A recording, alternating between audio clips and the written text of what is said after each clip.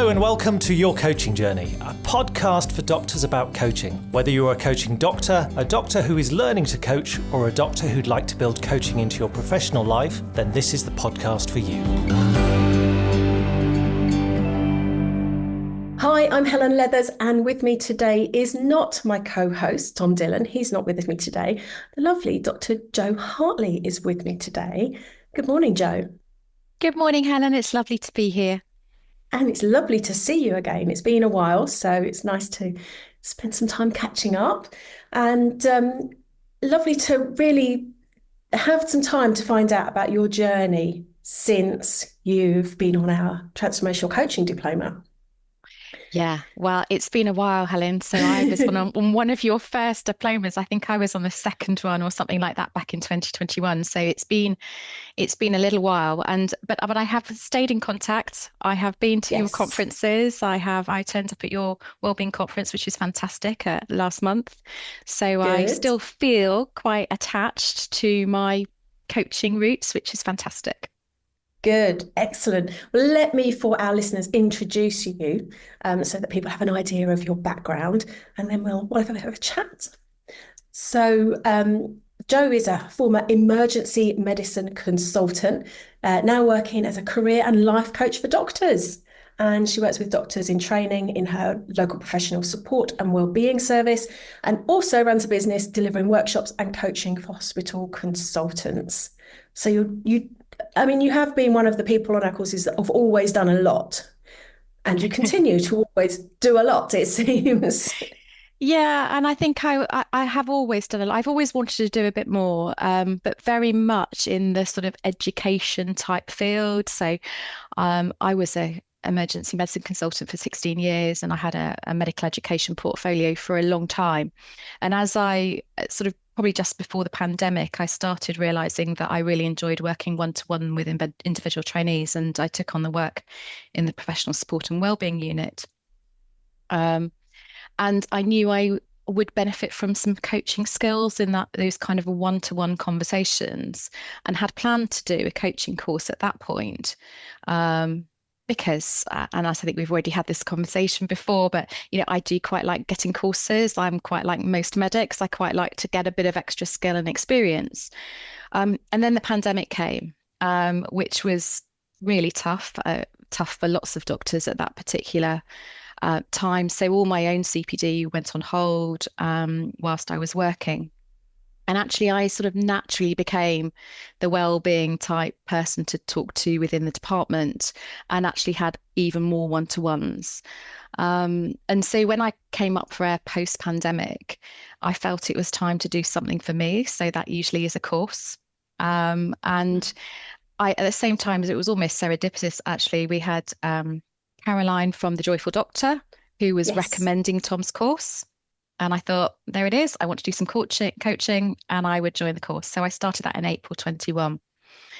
And I mean, I can stop there and breathe if that's helpful, or I can go on and tell you, because it wasn't the only coaching course I did at the same time. Because at the same time, or just after, I was offered an opportunity to do ILM 5 within my trust. And so I decided to do that at the same time. And part of the reason for that was it was giving me access to work as a trust coach across the multi-professional team. So not only was I getting coaching experience, but I was actually getting a chance to use that within my role within work as well, which I was really looking forward to. So you've had this unique opportunity to literally run two sets of training parallel, and to sort of compare and contrast, if you like. Lots of people do look at ILM as coach training, and then look at ours and kind of, I don't know which one I should do. And I don't want you to, I don't want to put words in your mouth, but they were different experiences, weren't they? They were hugely different experiences. Or if people ask me the same thing, I would say that I learned to coach with Tom. Okay, and at that time you weren't sort of co-hosting the training with him as much, so it's very much with Tom. So I learned to coach in that situation. I loved the fact that the cohorts were all doctors, and that actually I felt that we really did start to understand the depth of coaching. ILM, there was less practical experience. There was an awful lot of written quite a lot of useful understanding for coaching within organizations, which actually in that role as a trust coach was probably quite helpful. And the opportunity to work with the across the multi-professional team was fantastic. But I think I would have felt quite daunted going into ILM5 without having done the practical coaching skills that I learnt with Tom. So I'm crediting Tom with the art of coaching. And ILM gave me, I was certainly a good course, but it was really hard work. And it was really onerous. It took me a year, and it was about a 25,000 word write-up that I had to do at the end, which for many clinicians is a little bit too much. And I don't know if you know, but I was also doing a postgraduate certificate in career development at the same time. Yes. Which I started at a similar time because, again, through my professional support and wellbeing service, they were offering that out as well. So, I really decided to go the whole hog on some CPD at that point. And I loved all of the courses, and really they have opened the door to a new chapter in my medical career. Wonderful. Wonderful. It is that thing that the opportunity for everything all came at once for you, didn't it? And and that idea that I know doctors love to learn, they love a course, they love a qualification, but doctors aren't the only people like that. I do say that for most coaches, especially when they're looking at accreditation and we talk about their CPD log, I always say, don't worry about your CPD. You're always going to hit your CPD targets for accreditation purposes because you're a coach, you're a doctor, you love to learn and you love to develop and have a curious mind and explore new areas in more detail. Absolutely. And I think coaching opened a new doorway. I mean, I was never particularly into psychology at medical school. It just seemed, I didn't really understand it, but very much as you go through life experience gives you that wisdom, doesn't it? And you start to see things in a much broader picture. And coaching really for me was just understanding that better, how people ticked. And also I think very much what the course did for me was improve my own self-awareness. And that was huge. Yes. And I was already at a situation where I was beginning to find work quite challenging clinically, that I was beginning to look for a new direction. And so it gave me the fantastic, the trios that I were working with, they were all wonderful. And I got a lot of coaching practice, but also being coached in that environment, and it helped me to understand what I needed and what I wanted at that time, because we evolve, very much as I said, as a career coach now, we are not the same thing all our lives, and we need to adjust and amend and develop as we go through. And what I gained, I suppose, was permission to do what I needed for me at that point. One of Tom's favourite phrases jumps to mind there, which he uses in the Gestalt module, that you can't step into the same river twice. No. Yeah, and absolutely. That is that idea of not only the river, but us changing and evolving. Yeah, I think so. And also, I think so much of me previously had been defined by being a doctor and a clinician. And actually what I needed to do is step outside and realize who I was as an individual. And then realize that a lot of the skill set that I have as a doctor, I can transfer into the coaching world. And most of my work is in the NHS still, but I'm just in a very different role from what I was 3 years ago. Yeah, wonderful. Wonderful to hear. So exciting that you're using your coaching skills. How did you find it sort of transitioning from the learning into the doing of coaching? Well, I think so the most of the doing that I got, obviously we did the 20 hours with your course, and that was relatively unchallenging. It was quite nice, actually. I had it with friends, with a few friends of friends, and that was great. It felt like a safe environment to practice. It was quite challenging in the ILM environment because I actually had to have 20 hours with 3 clients. And so I really had to move from odd coaching sessions into a coaching course and develop. And that was helpful, but it did feel at times that I didn't always know where I was going, and I had to trust the process. And again, that's quite uncomfortable for medics. We're used to being the expert, being able to guide. And as time has gone on, I've realized that you can sit back with coaching, and actually almost the less control you take, the better in the room. And it's about, connecting with the person in front of you. So it got better. And I really started to enjoy it. Actually, the less in my head I was, the better coach I think I became. Mm. And then sort of what happened was that I came to realize that clinically I needed to step aside. I'd been quite close to burnout a number of times over my career, and I just was not thriving in that. But I was very much thriving in the educational roles I was doing, and I think my coaching skill set and the other things I'd been doing gave me the courage to step into and step away from clinical practice.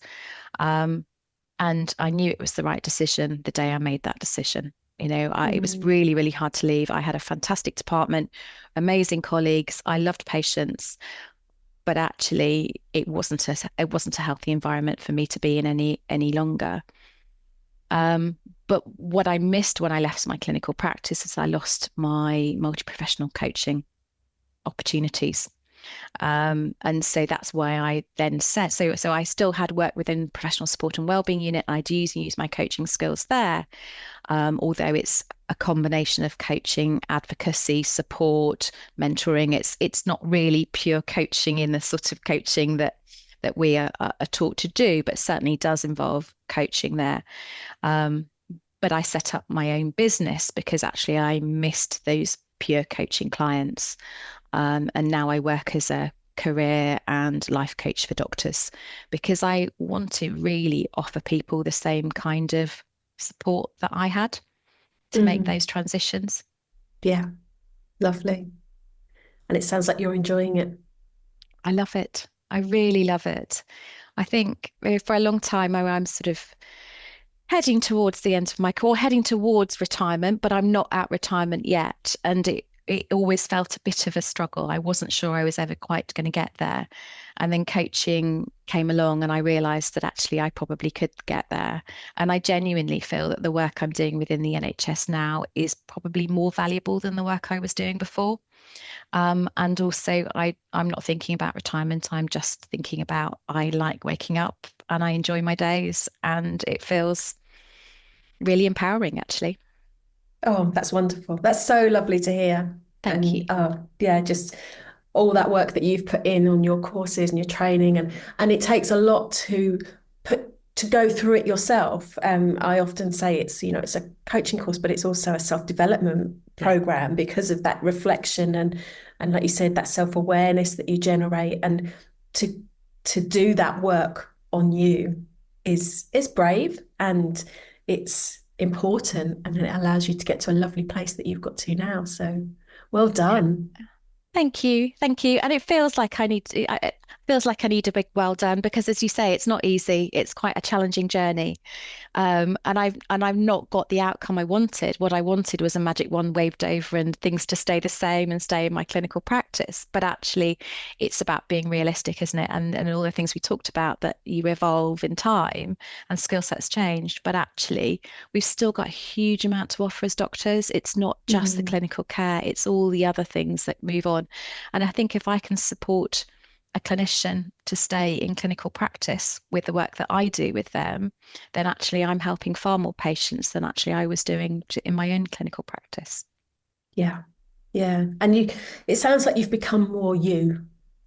Yes. Yeah, I have. And there are lots of ways. In lots of ways. I mean, merely just the fact that I wake up in the mornings and take the dog for a walk and have that bit of me time before I even start the day now, which really wasn't. I worked quite a lot of out of hours on weekends. So the fact that I now have a routine, the fact that I'm able to spend a bit of time having me time, really, I think, in the morning. And I'm able to be a bit more present for my family. I have 3 they're not teenage boys anymore. The older 2 are now at university, but I had teenage boys at the time. They were hard work, but amazing. But I'm able to be more present as a mum. And I think for a long time I didn't realize how much of my life and how much of my mental state was tied up with work. I would still be thinking about it. I was not my best quality at home. And I think it was realizing then, I think that I got, I would not be giving my best self to my family. I gave my best self to my colleagues and to my patients. And actually that's not fair. My kids have one mum, I have one life, and actually it's really important. If you can be yourself, you're much more likely to be able to give more to other people, can't you? And that's the concept that doctors really struggle with. I think that actually you need to be selfish, and it's not selfish, it's about self-care and it's about self-worth. And so quite a lot of what I feel is that I have that lived experience that maybe doctors will connect with and understand. Mm. And Yeah. take permission. Again, that's what Caroline talks about, isn't it? Getting permission to do the things Yes. they need in order to be able to thrive in work. Yeah, absolutely. So I'm going to ask you, I love your story and I love your journey, and it's just so wonderful to hear. We ask all our guests a couple of similar questions so we can just get an idea of what people are using. So I'd just like to invite you to share your favorite coaching tool with our listeners, if you could. So I think my favorite tools are around neuroscience, actually, because a lot of my clients are doctors. And so quite often when we're exploring situations, I may well share. And actually, when I contract with doctors, I often contract for mentoring as well as coaching because there's a lot of lived and shared experience. But I will often share the neuroscience behind what's going on in their head. And I Mm. think they appreciate the cognitive understanding, they get the neuroscience, and therefore it quite often then all falls into place. And suddenly go, oh, I get it. Yes. So David Rock's scarf model is one of the ones that I will use. I also quite like amygdala hijack, and I use a lot of the podcasts actually that Rachel Morris does. So You're Not a Frog, again about people recognizing and understanding about how they react to situations and how they can take some time and choose to respond differently. Love that. I love that everyone has a different element of the course that really speaks to them and that they can use practically, and they resonate with it. And it's just great. So on a similar vein, what would you say is your current favorite coaching question? So I've had the same favorite for a while, and actually it's one that came from, so Tom will love this, and I was slightly disappointed that Tom's not here to hear this, but actually, I love his questions. What do you know now that you didn't know at the beginning of the conversation? Um, and Tom's code wasn't part of my coaching practice really in those days, but having come to the conference and realized what that is, it's one that I will often use in my sessions, because I think it's particularly when the first couple of sessions people unpack quite a lot. I'm Mm. coming as a career coach, and usually why they're coming to me is because there'll be some challenges going on. I think that's quite often why people come to coaching, isn't it? That they've realized that something needs to change. And so there's quite a lot of unpacking early on. And I think that at the end of that conversation, it can be really helpful to get them to reflect on what they've learned just from listening to themselves speak. Yeah, that is a great question. It is a great question. And I think it's so useful, even if you don't, like you say, you've only done the unpacking of what's going on for them right now. You haven't even looked at where they might be going or how they might be getting there or anything to do with goals, which is often traditionally where coaching is seen to have a place. But just that talking things through, and as you say, hearing Yeah. yourself talk those things through and maybe have it reflected back. So powerful. So you mentioned about getting out in the mornings and walking the dog, and I know that I've done some work with you when your dog was just a wee pup when you Yeah, first brought them absolutely. home. So obviously that's something that takes up your time and your lovely children. What else does Dr. Jo do when she's not working? So, and stopping work or not working is one of those challenges. I think intrinsically, quite a lot of us are workaholics. And so, again, having set my own business up, I've spent a lot of time working, building things up over the last year or so. I had completely underestimated the amount of time and headspace that would take, really. But yes, I think looking after myself, looking after the pup, again, I was one of my co-coaching trios was about how I could decide about whether I could fit a dog into my life or not. So my coaching course has a lot to be thankful for. Um, but I like to spend time with the family, go out with friends, connecting, and my real passion is travel. Ever since I worked in New Zealand as a very junior doctor, I love to take big trips. And this summer we had 3 weeks in Bali, which was amazing. And really just having the time to plan it, think about it, take the kids on a different kind of journey, and for me, just getting away in a way that I'm not thinking about anything other than just being. Mm, lovely. I've not been to Bali, but I have been to New Zealand and I loved it there many years ago. But I thoroughly yeah. recommend it, actually. Thoroughly recommend it. Which one? Oh, both of them, both of Both. them. New Zealand, I wanted to go back and live there. After I left, I wanted to go back, but you kind of get stuck back in the UK system. And I met a man who didn't really want to go there. And, I have a lovely life here, but was always the place that I aspire to go back to. But Bali was a place that lots of people have gone to. You'd love it. It's very yoga, very zen, it's just lovely people, nice weather. And not expensive, which is always a bonus. Yes, always nice. Fabulous. That's lovely to hear that you've got that headspace as well. I think it's easy when you get caught up in work. If I cast my mind back to the days when I was once employed and you kind of finish work and you go on a package holiday, you almost fall out of the office and onto the plane, and you don't really give it much thought sometimes. And to have that time to really think, why am I going and what do I want to do when I'm there, and have those wonderful experiences, it's just delightful, isn't it? It is. And I think that's probably where my mindset has changed. It's about enjoying the journey, enjoying time now, not always spending my time looking ahead. I mean, it's not perfect. I hate to think that this is all kind of rose-tinted spectacles. I fundamentally haven't changed as a person.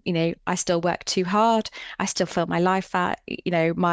My well-being does go out of the window when I start working too hard. I've got lots of habits of a lifetime that are not ideal, but actually I've got the time and the self-awareness to go, let's just pause for a moment now. Let's Yes. think about what I actually need and also what my clients are going to need. They don't want me tired and rushing around. They want me to have the headspace to work with them. So yeah, Yeah. I have some tools to help myself. Good. And it takes time to unlearn and relearn and find new ways of being. Oh, it does. So finally, I'm aware of time and I know you're a very busy lady. Let's imagine there's some doctors out there thinking about introducing coaching to their professional development plan or maybe a portfolio career. What would you say to those doctors? Go for it. It's as simple as that, really. But I think it's the learning is not just will it improve your professional practice and potentially your connection with colleagues. I think that actually the personal self-awareness that you develop on the course is fundamental to allowing yourself to have the career that you need. So as a career coach, self-awareness is massive. How can you make career decisions if you don't understand who you are as an individual? But actually, fundamentally, it's really important for leadership, team playing, emotional intelligence, and creating a sustainable career that's going to last you a lifetime or last you for your career lifetime at least. So Yeah. yes, I would be giving them a wholehearted encouragement.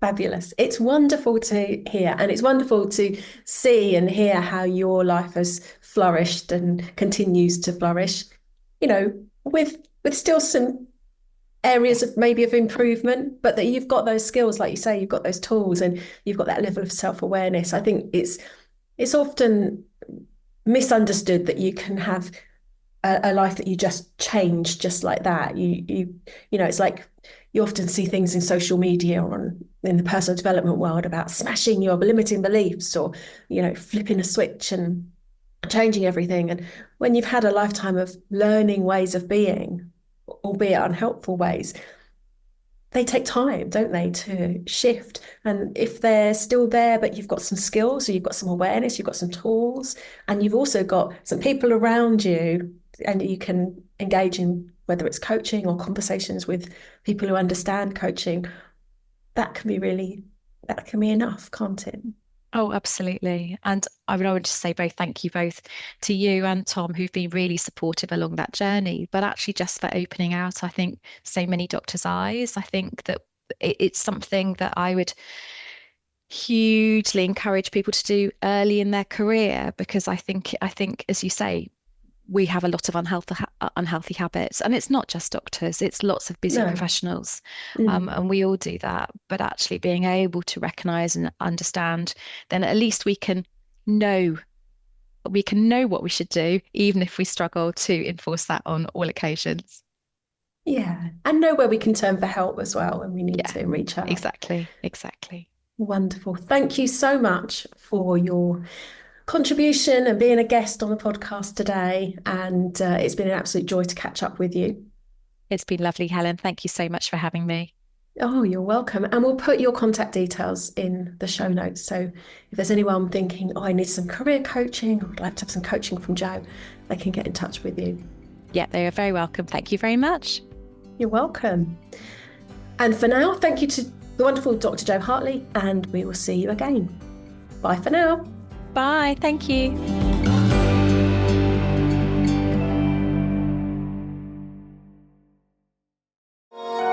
This has been a Monkey Pants Productions podcast.